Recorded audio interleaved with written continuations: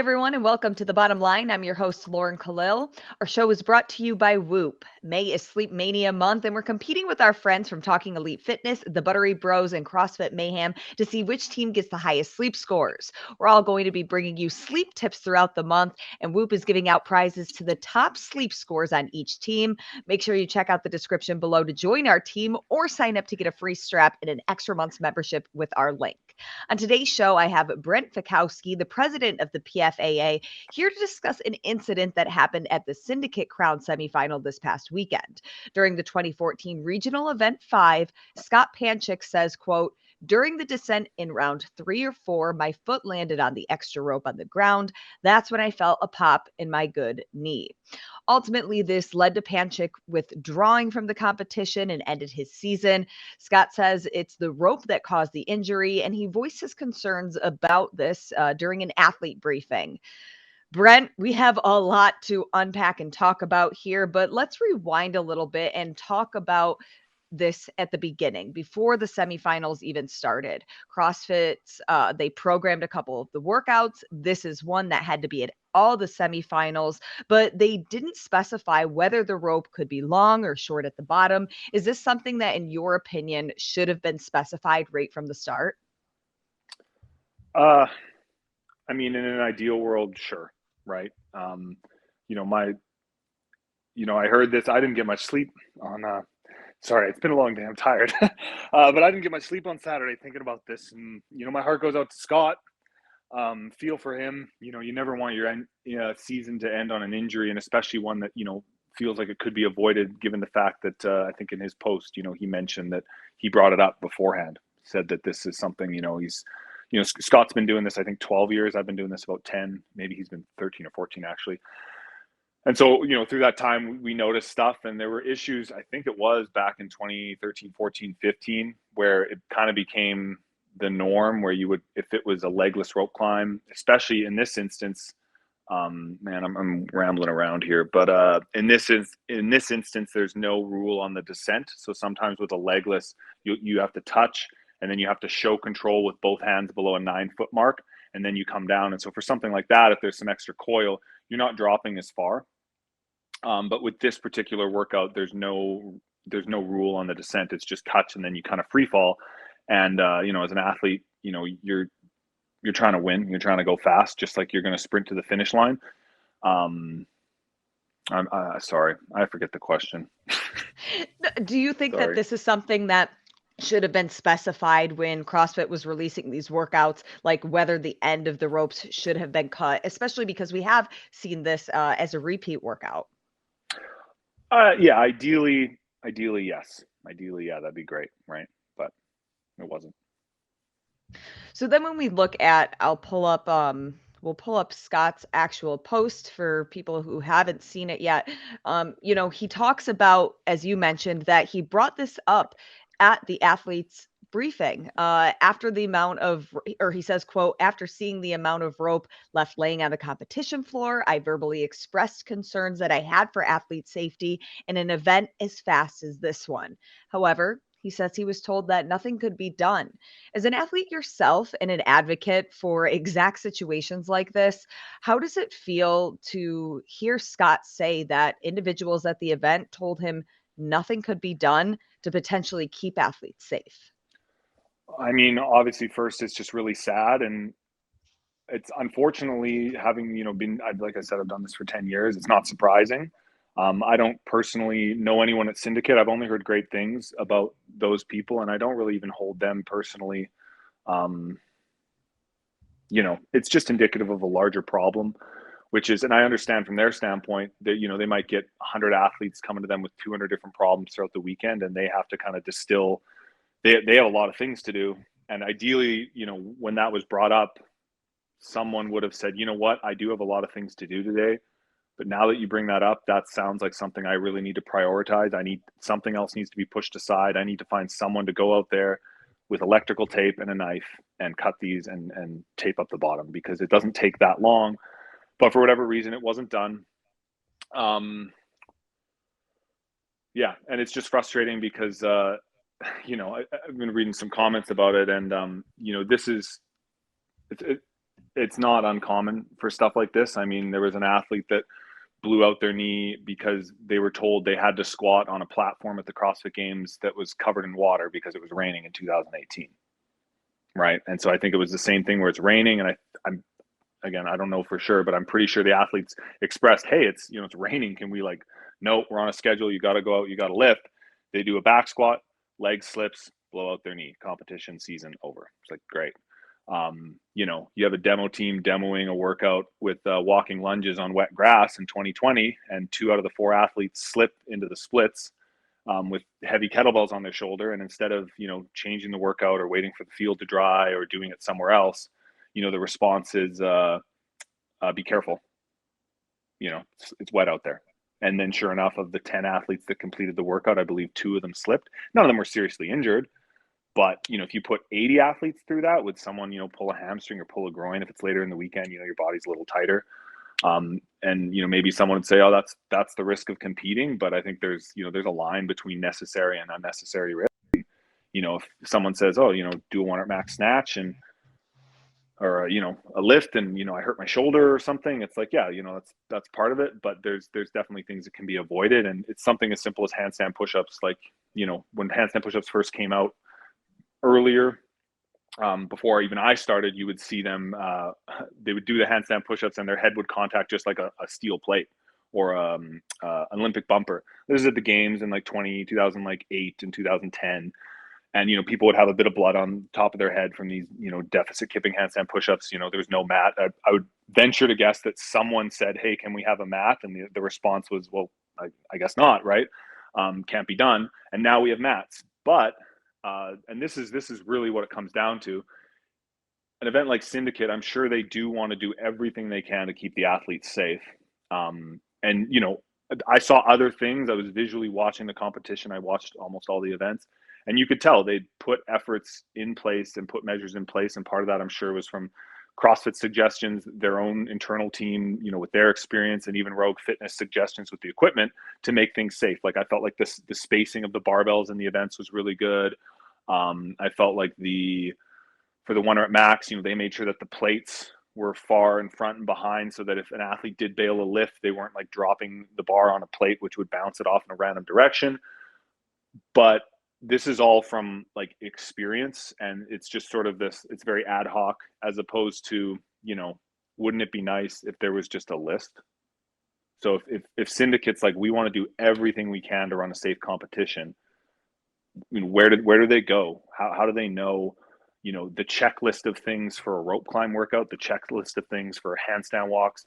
Oh, let's make sure that there's no sharp, we can't handstand walk on asphalt, or we can't handstand walk on black mats if the temperature is above a certain number, so that athletes don't burn their hands.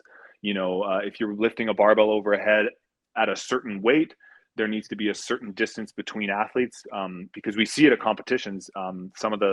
Some competitions that are really, the lanes are really close together. I've seen, people overhead, they're wobbling, dropping the bar. And, there have been some close calls where you see barbells almost fall on judges, almost fall on athletes in other lanes. It's only a matter of time before someone gets crushed by a barbell. And so if that stuff can be planned ahead, but, an event like Syndicate, there's so many things that they need to worry about. We can't just expect them to just think of everything. And, yeah, I don't know. There's a lot to unpack there, but a couple things and people can take away. I mean, obviously, we can never guarantee that athletes are 100% going to be safe. We know it's sport, injuries happen, but with what you and the PFAA are doing, are some of the things that you're working on is creating this type of checklist that, whether it's at the CrossFit Games, qualifying event like a semifinal, do you want to be able to provide this kind of list for everybody so it's standardized and it can reduce the risk for athletes a bit more? Yeah, I started personally working on one in late 20. Gosh, it's been a while now. 2020. I mean, it'd be great if I'd finished it, and emailed it to every competition, and I haven't finished it. It's it's a work in progress. It's a draft. It doesn't have to come from me. I don't really want to do it. And it's just boring. It's boring work, right? It's not sexy.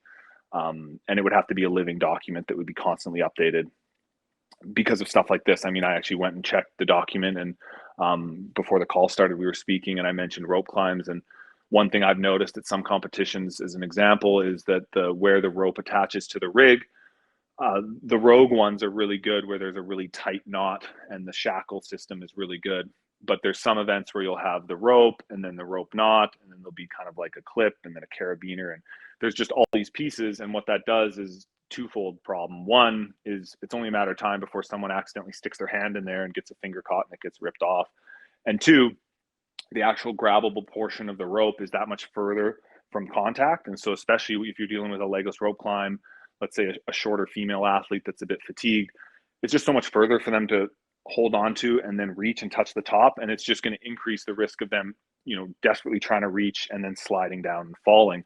And if the point of the rope climb is to test just upper body pulling strength, the target does not need to be that far away. You can still separate from a good rope climber to an okay rope climber without that distance being there. So that was something, for example, that I had in this document I was working on. But I don't think that I looked and I didn't have the length at the bottom, because I don't know everything, right? Just like I had a few other people help me on the document and they didn't think of that. But, maybe if I had some help from other athletes, and we continued to make it a living document, someone along the way would say, oh, we need to make sure that especially if it's a legless rope climb with no descent rule, then, we cut the ropes, make them short. And it's like, oh yeah, of course, add that to the document. And then, then a competition like Syndicate, I have every belief that if they were, told that in advance, that they would do that. But that document, doesn't exist. And, hopefully not yet, at least. No. And that's not, I'd love to make some promise I can finish it by, June 31st or something like that. But there's a lot of other things we're working on too, that it's just slow going because, we're all athletes, we're all training. Everyone on the board of directors is trying to make the games. And, but, and then part of the thing too is,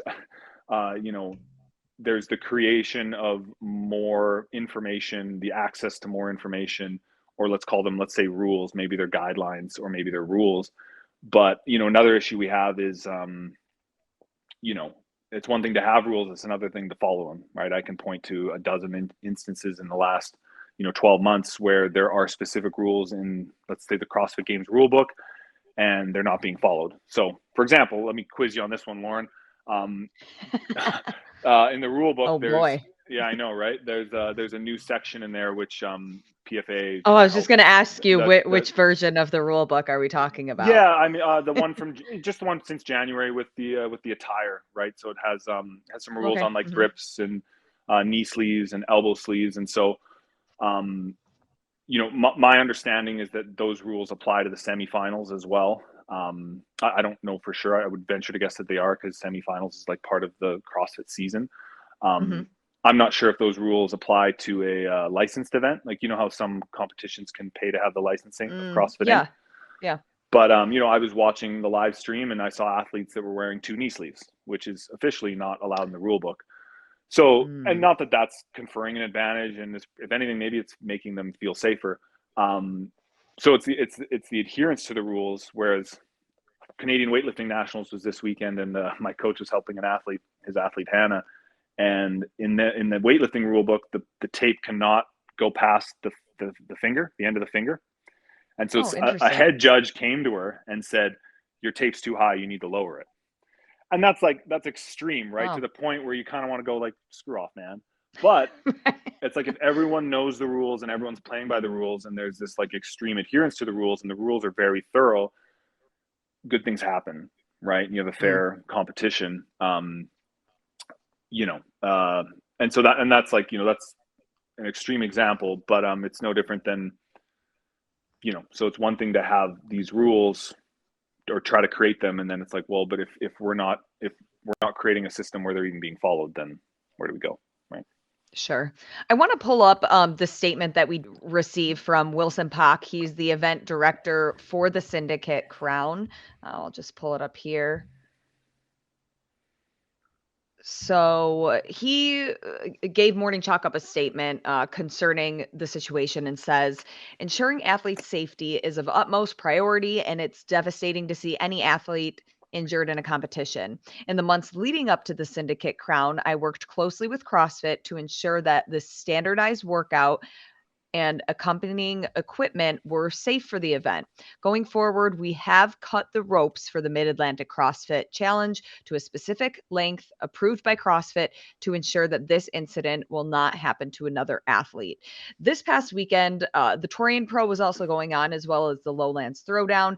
And from the live stream, you could see that the Torian Pro did cut their ropes. I imagine that their events director worked with CrossFit as well. So at the end of this, if we are discussing who is accountable, do you think that it is CrossFit or is it the individual semifinal directors? I have no idea. I do know with Torian, I would venture to guess that the equipment they used was the same more or less as last year. And last year, the rope climbs they had were the intentional stubby ones. So it was like you start with the legless and then you pinch your feet. So they just would have used the same ropes. And that's not to say that maybe someone there would have, if they had longer ropes, maybe they would have made the, evaluation and said, hey, maybe we should cut these for da-da-da-da. And then who knows, maybe someone would have said, yeah, that's a great idea, or say, oh no, we don't have time, or no, if we cut these, then they're useless for this other situation. We don't want to cut them because that decreases their monetary value, and we don't have that kind of money. I don't know, right? So I don't know who's at fault. It sounds as though Syndicate's saying, hey, we were organizing with CrossFit Inc. and best practices, and that didn't come up. And then I mean, why don't you show Justin Bergh's statement? Probably a good segue. Yeah, that is actually the next one that I have pulled up right here. So he released a statement earlier today saying that unfortunately Scott's concerns about the rope climb, they did not reach CrossFit HQ prior to the event. Ensuring a real-time challenge of dialogue and escalation for athletes during event was the reason we created the new competition liaison position this season. Now, the interesting thing about that to me is it doesn't, by the verbiage of this statement, it doesn't seem like the competition liaison was actually at the event or at the athlete's briefing. Is this somewhere that you think the competition liaison should be to be able to be there in real time to hear somebody like Scott's concerns or other athletes' concerns? Yeah, so I mean, ideally, the competition liaison might be, kind of sitting there next to who's ever presenting the briefing to the athletes. So again, I'm not sure if Scott maybe mentioned the rope thing kind of after on a one-on-one basis, or if he raised his hand, said it loudly, and the event organizer responded, sorry, we can't do that. The tough thing is with the competition liaison, let's hope that if that competition liaison was made aware of this instance, I would venture to guess that they would take action on behalf of Scott, say, hey, this is something that needs to happen. This is important. So it's tough. And I love the competition liaison because I don't think that those existed specifically last year at the semifinals. So I think it's definitely a step in the right direction. But like I kind of said, I mean, there were a lot of people in the stadium that have been to competitions, whether it be CrossFit Inc. employees or this competition liaison or people like Scott or someone else's coach or whatever. And maybe Scott was the only person there that noticed, right? Maybe he's the only one that said, hey, why are these long, right? And then he was maybe only able to talk to one person, and that person didn't take action for whatever reason, which is just unfortunate. But the tough thing is, like, yeah, the competition liaison, like, hopefully, when I'm at Granite Games, if I have an issue, then yeah, I'm going to go to competition liaison, and hopefully if they deem it as an important issue, then it'll get escalated. But that competition liaison isn't going to be at every CrossFit licensed event, 365 events. You can't expect that. Right. So it's just sad, it's, I don't know. Yeah, you never want to see this to happen, especially Scott Panchik. I mean, Not that you want to see it happen to any athlete, but he is just such a respectable person within the CrossFit community as a whole. But looking at the situation, only week one of semifinals, what is your bottom line to all of the info that we have in front of us at this stage of the game? Uh, I mean, I think we need more rules. But that's coming from someone who's a bit type A, get I your pen suppose. and paper. Yeah,